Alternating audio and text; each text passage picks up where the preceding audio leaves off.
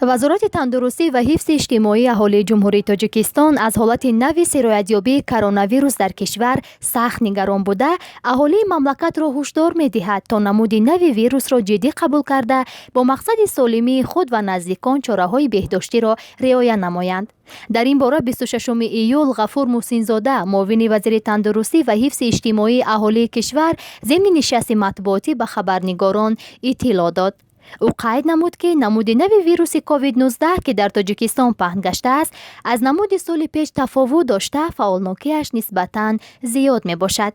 ба гуфтаи муовини вазир, тибқи омори ҳаррӯзаи ба қайдгирии сирояти нави коронавирус дар давраи аз 21 июн то 12 июл дар ҷумҳурӣ 526 ҳолати сироят ба қайд гирифта шуда, аз ин шумора 317 нафар солим гардонида шуданд.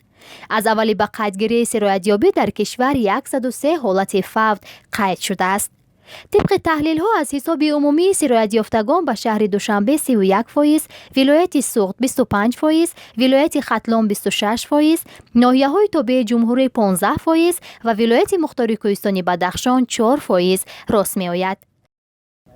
Ғафур Муҳсинзода инчунин иброз намуд, ки ягона роҳи мубориза бо бемории коронавирус ин ба эмгузаронӣ фаро гирифтани аҳолӣ буда, тибқи нақшаи вазорати тандурустии мамлакат то охири соли ҷорӣ 5.8 миллион нафар аҳолии мамлакат эм карда мешаванд.